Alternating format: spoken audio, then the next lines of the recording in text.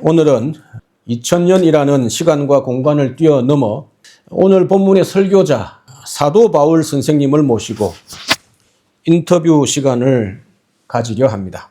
다 같이 박수로 맞이해 주시면 감사하겠습니다. 이렇게 2000년의 시간과 공간을 뛰어넘어 스페인 마드리드 사랑의 교회 성도님들을 만나가 되어 너무 영광입니다. 스페인은 초대교회 사역자들에게 땅끝까지 복음을 전해야 하는 종착지와 같은 나라였습니다. 제 마음속 땅끝 마을인 땅끝인 스페인에 이렇게 복음에 충실한 교회가 세워졌고 저를 초대해 주셔서 너무나 감격스럽습니다. 바울 선생님, 오늘 본문이 선생님의 처음 설교 아닌가요? 설교에 대한 간단한 소개를 부탁드려도 되겠습니까? 네, 맞습니다. 오늘 설교가 기록된 저의 첫 설교입니다. 물론 다른 곳에서 제가 간단하게 여러 번 설교를 하긴 했습니다. 그러나 사실상 비시디아 안디옥에서 전한 오늘 설교가 초기 설교의 핵심적인 가장 중요한 설교라 할 수 있습니다. 사도행전을 기록한 저의 동력자 누가가 정말 제대로 요약을 했더군요. 그러면 먼저 1차 선교 여행 일정에 대해서 바울 선생님이 한번 간단히 소개를 해 주시죠. 이 인터뷰에 도움이 될 것 같습니다. 저는 바나바와 함께 안디옥 교회의 파송을 받아서 배를 타고 먼저 바나바의 고향인 구버로에 제일 밑에 있는 저기가 예루살렘 동그라미고요. 저기 중간에 있는 저 동그라미가 빨간 동그라미가 첫 출발을 했던 우리를 파송했던 안디옥 교회가 있는 곳이고요. 그리고 그 중간에 있는 섬이 저의 고향이었던 바나바의 고향이었던 구브로였습니다. 화면을 참고하시길 바라고요. 구브로 섬을 가로질러 복음을 전한 뒤에 다시 배를 타고 소아시아 본 지역인 밤빌리아 버가라는 곳으로 넘어갔습니다. 지금 현재로는 터키의 남부 해안가 지역이라 할 수 있습니다.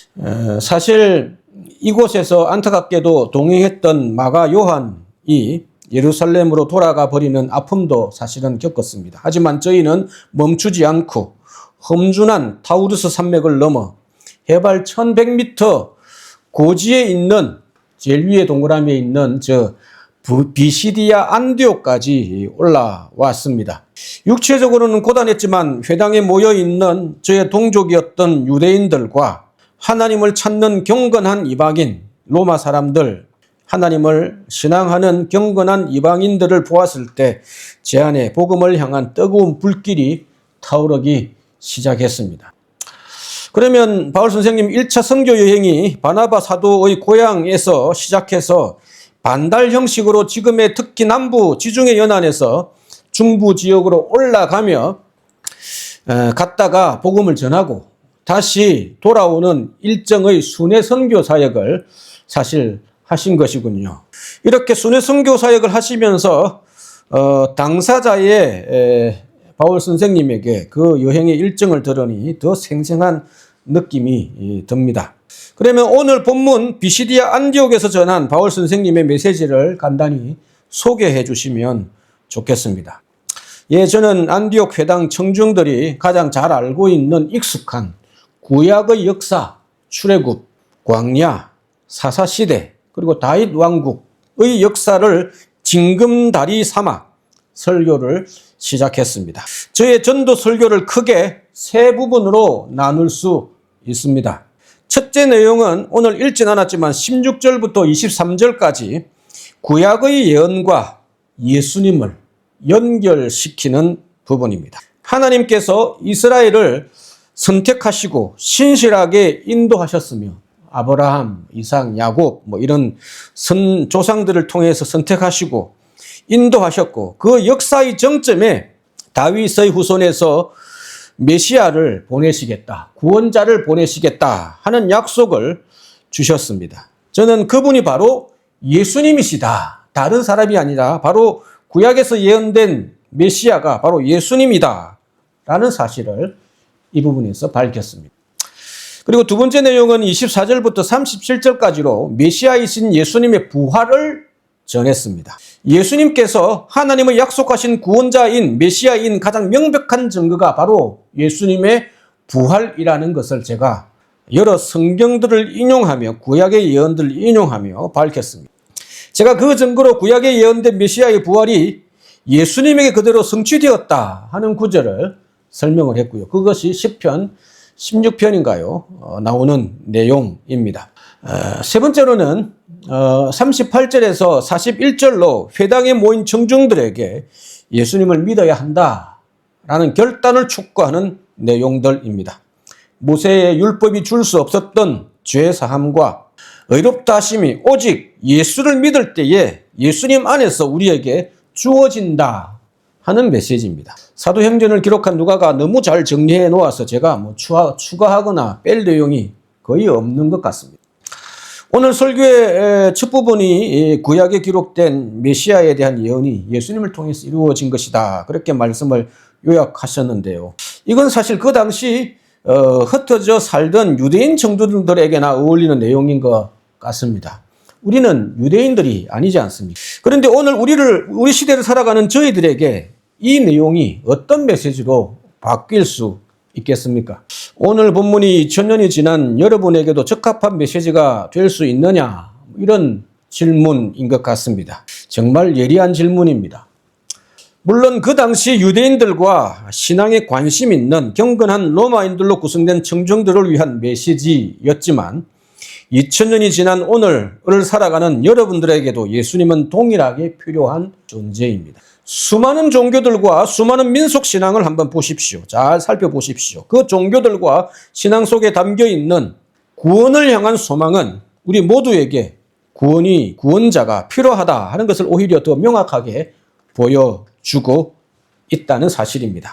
또한 2000년이 지난 과학의 시대에 살아가는 여러분들에게도 오히려 인류의 죄악은 인류가 구원이 필요하다는 사실은 더 많은 문제를 일으키고 이기적인 본성을 따라 자기 마음대로 살고 있는 모습을 여러분들도 잘 아시고 있지 않습니까?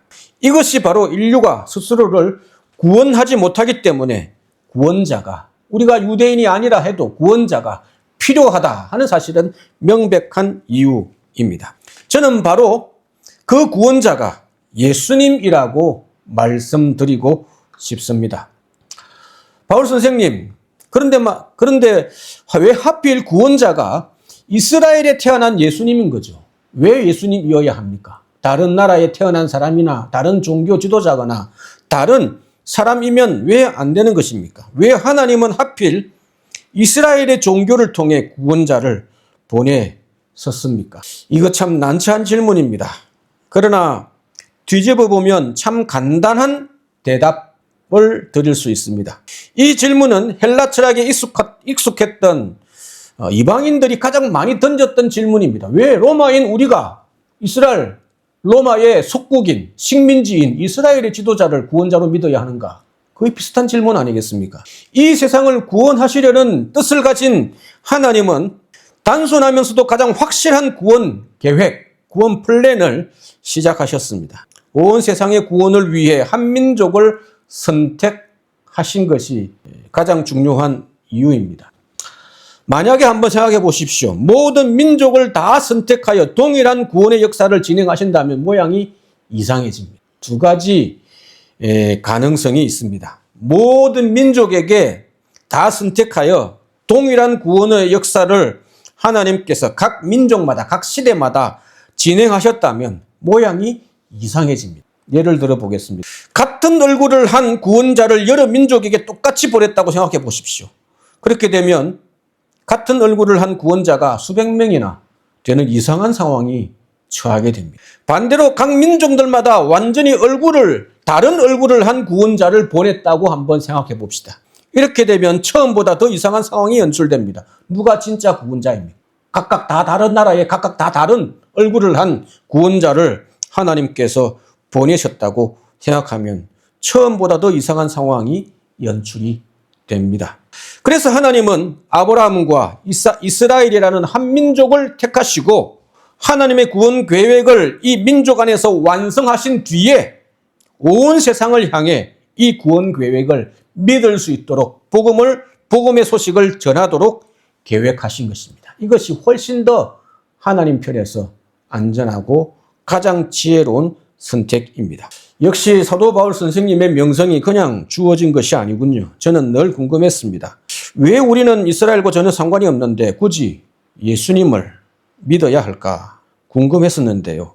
그런데 이렇게 간단하게 왜 예수님께서 온 세상의 구원자가 되시는지 설명해 주신 분을 지금까지 만나보지를 못했습니다. 정말 대단하십니다. 아닙니다. 과찬의 말씀입니다. 제가 이방인을 위한 사도로 부름받았기 때문에 사실 이런 고민을 하게 된 것입니다. 저 또한 전도하면서 이방인들이 이스라엘의 다윗의 후손으로 오신 예수님을 구원자로 믿어야 하는지를 설명해야 했기 때문입니다. 이런 고민 속에서 제가 찾아낸 답입니다. 2000년의 시간과 공간을 초월하여 사도 바울 선생님을 모시고 인터뷰 시간을 마련한 유익이 바로 이것이 아닐까 생각이 드는데요. 그러면 바울 선생님께서 오늘 본문의 메시지에서 가장 중요한 주제로 꼽으신 예수님의 부활에 대한 질문을 하도록 하겠습니다. 예수님의 부활이 바울 선생님에게 그리고 초대교회 성도님들에게 도대체 어떤 의미였는가 하는 것입니다. 저는 예수님의 부활이 예수님께서 메시아 되신다 하는 것을 보여주는 가장 중요한 증거다라고 생각을 했습니다. 그래서 저는 구약의 메시아의 부활을 예언한 시편 16편 10절 주의 거룩한 자로 썩음을 당하지 않게 하시리라 라는 이 구절이 이 말씀을 예수님께서 성취하신 것이다 라고 증명을 해내었습니다. 여러 구약 성경을 인용하며 예수님께서 그것을 이루신 분이다 라는 말씀을 드렸습니다. 왜냐하면 유대인들은 이 메시아의 예언을 믿으며 메시아가 나타나기를 기다렸기 때문입니다. 저는 그분이 바로 예수님이다. 그분이 예수님인 이유가 바로 부활 때문이다 라고 말씀을 드린 것입니다. 이 설명은 사실 저의 독창적인 해석이 아닙니다. 이 구절은 처음 해석한 분이 바로 부활하신 예수님입니다. 구약의 메시아의 부활에 대해서 시편 16편에 이렇게 예언이 되었고 나를 향해 하신 말씀입니다. 부활하신 예수님이 말씀하셨기 때문입니다. 그리고 예수님의 제자 베드로가 오순절 성령 강림 사건 때 반복해서 이스라엘 백성들에게 선포한 핵심 메시지의 내용이기도 했습니다. 그래서 저도 그 사실을 잘 알고 유대인들에게 복음을 전할 때마다 반드시 인용하는 구절이 되었습니다. 물론 이스라엘의 역사에 이전에도 자신이 메시아라고 주장한 사람들은 간혹 있었습니다. 많이 있었습니다. 그러나 메시아의 부활을 자신에게 적용한 사람은 예수님 전에도 없었고 예수님 후에도 없었습니다. 그래서 이스라엘 역사에서 가장 메시아에 가까운 사람을 꼽으라면 단연코 예수님밖에 없습니다. 이런 의미에서 예수님의 부활은 초대교회에게 저에게 전부였다라고 감히 말씀드릴 수 있습니다. 바울 선생님의 전도 설교가 부활하신 예수님께서 성천하신 지 15년 정도 지났을 때인 것으로 제가 알고 있습니다. 그렇다면 부활을 목격하지도 않은 비시디아 안디옥 사람들이 예수님의 부활을 어떻게 믿을 수 있을까요? 저는 그 점이 제일 궁금합니다. 잘 이해가 되지 않습니다. 어떻게 사도 바울이 전했다고 자기 민족의 어떤 유명한 학자가 와서 말씀을 전했다고 부활을 전했다고 어떻게 부활이 자동으로 믿겨지겠습니까? 역시 김 목사님 정말 예리하십니다. 오늘 본문의 안디옥 전도 설교는 예수님께서 성천하신 후 거의 15년 정도가 지났을 때 제가 방문하여 선교 여행 중에 전한 메시지입니다. 그러나 한번 생각해 보시기 바랍니다. 15년이라는 시간은 거짓말이나 신화적 스토리를 만들어내기에는 턱없이 부족한 짧은 시간입니다. 만약 부활이 거짓이었다면 당시의 권력자들이 예수님의 시체를 찾아내어 부활을 전하는 제자들의 입을 막았을 것이 분명합니다. 그 정도 못하겠습니까? 세상을 지배했던 로마 사람들입니다. 하지만 빈 무덤은 그들도 어쩔 수 없는, 부정할 수 없는 사실, 팩트였습니다. 부활하신 예수님을 목격한 사람들이 수백 명이나 되었고 지금 15년이 지난 그 당시에 거의 대부분이 생존에 있었다는 사실을 기억해 보시기 바랍니다. 그래서 저는 그 당시 안디옥 청중들에게 이렇게 말했습니다. 예수님의 부활이 의심된다면 예루살렘에 있는 친척들과 지인들에게, 친구들에게 물어보시기 바랍니다. 예수님의 부활을 목격한 사람들에게 사건의 자초지종을 한번 확인해 보시기 바랍니다. 아직도 예수님을 만났다는 사람이 생존해 있습니다. 그게 진짜냐? 한번 물어보십시오. 누가 꾸며낸 것 아니냐? 확인해 보시기 바랍니다.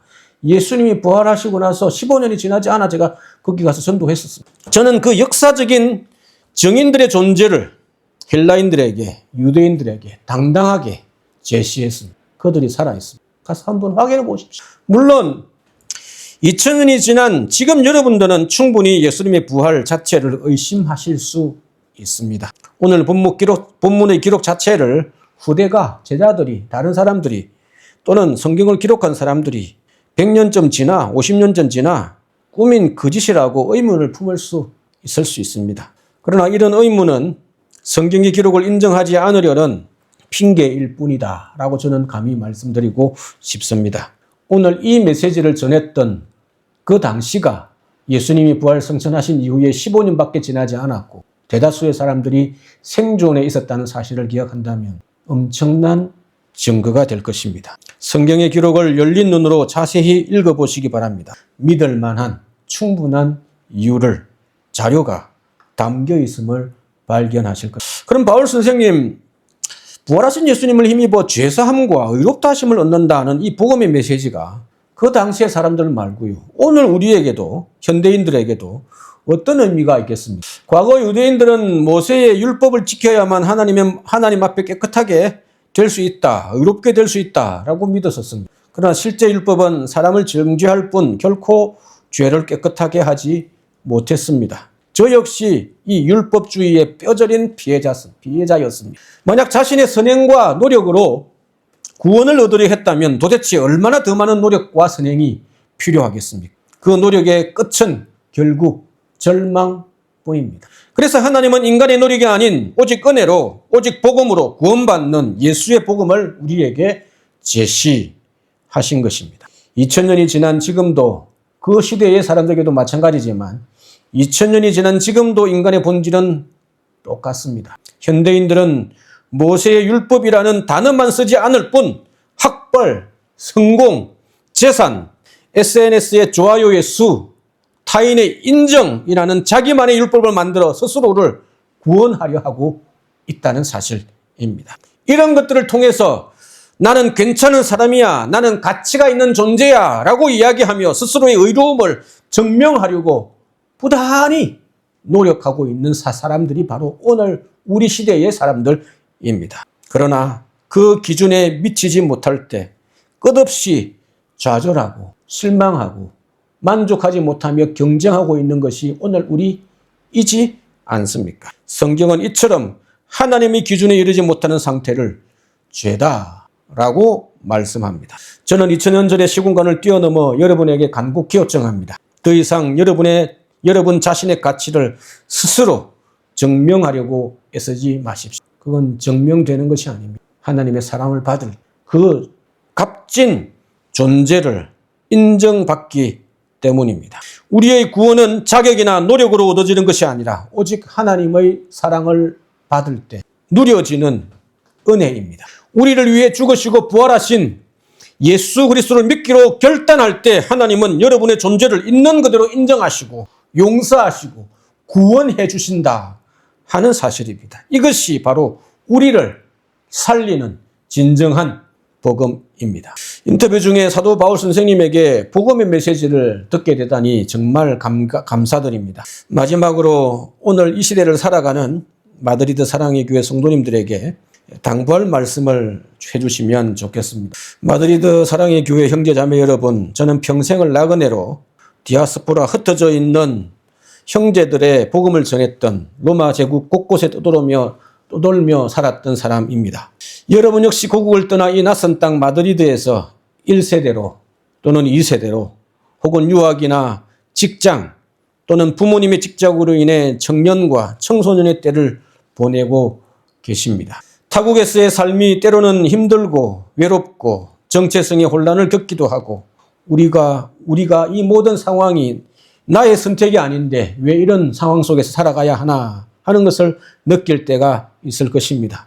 그것이 바로 구원이 우리에게 필요하다 하는 사실을 보여주는 현실입니다. 그러나 비시디아 안디옥이라는 교통의 요지에 유대인들과 헬라인들이 모여 있었듯이 하나님께서 여러분을 스페인 마드리드에 부르신 데에는 분명한 뜻이 있음을 저는 믿습니다.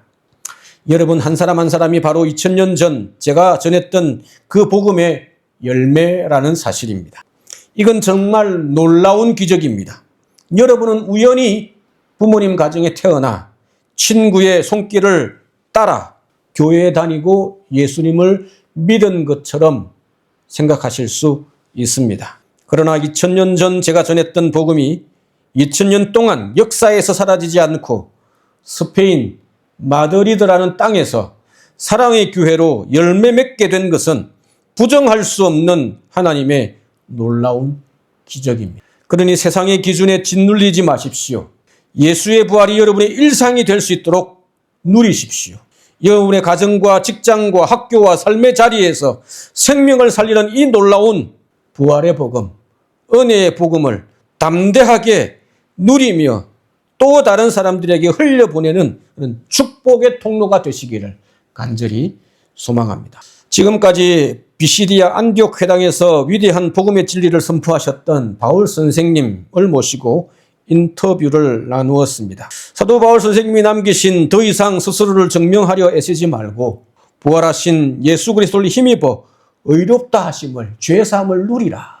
그런 삶을 살라라는 말씀이 오늘 우리의 마음을 뜨겁게 합니다. 성도 여러분, 2000년 전 비시디아 안디옥에 울려 퍼졌던 이 복음은 결코 과거의 얘기가 아닙니다.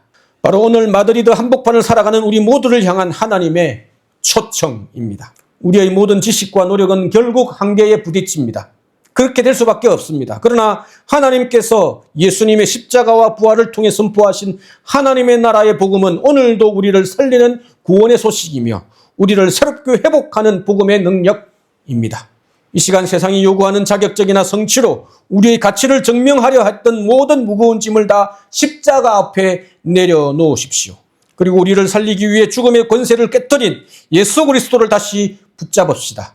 그리하여 사도 바울처럼 우리의 삶의 현장에서 부활의 증인으로 당당하게 살아가는 마드리드 사랑의 교회의 모든 성도님 되시기를 주님의 이름으로 간절히 소망합니다.